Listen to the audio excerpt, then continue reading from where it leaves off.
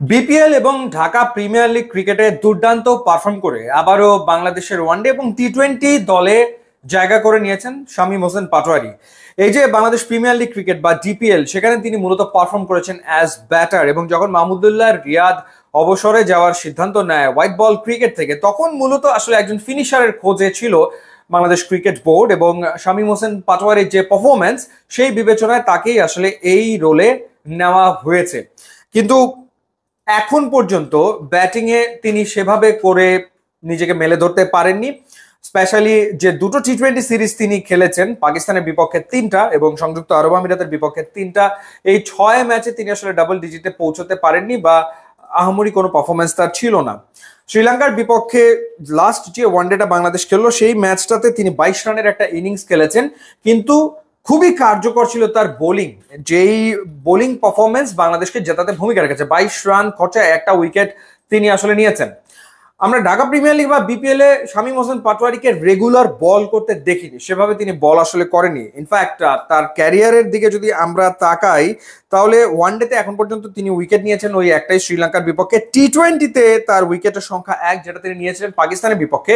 পাকিস্তানের বিপক্ষে 3টা টি-20তে ক্যাপ্টেন তাকে ব্যবহার করেছেন এবং একটা ম্যাচে তিনি 31 রানে 1 উইকেট নিয়েছিলেন।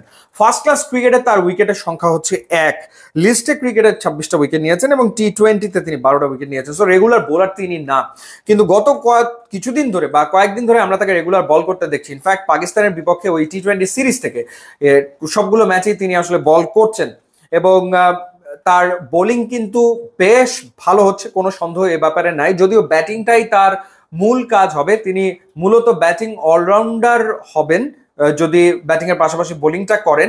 কিন্তু ক্যাপ্টেনকে তিনি একটা ব্রিদিং স্পেস দিচ্ছেন অ্যাজ 6th বোলার, কারণ ক্যাপ্টেনের হাতে যদি 6th বোলিং অপশন না থাকে, তখন আসলে যে 5জন বল করছে তাদেরই বল করে যেতে হয়, এবং মার খেলেও বোলার পরিবর্তনের সুযোগ তার কাছে থাকে না, বা একজন বোলার মার খেয়েছে তাকে ওই ম্যাচে আর বোলিং ক্যাপ্টেন দেবে না, সেই ঘটনাটাও ঘটে না। কিন্তু 6th বোলিং অপশন থাকলে তো ক্যাপ্টেনের জন্য একটা ব্রিদিং স্পেস থাকে, সেক্ষেত্রে তাকে ইউজ করা যায়। সো শামীম হোসেন পাটোয়ারি এই যে পাকিস্তানের বিপক্ষে টি-20 সিরিজ এবং শ্রীলঙ্কার বিপক্ষে যে বল করলেন, তাতে করে কিন্তু ডেফিনেটলি মনে হচ্ছে যে 6th বোলার হিসেবে তিনি খুবই এফেক্টিভ, কার্যকর হয়ে উঠতে পারেন।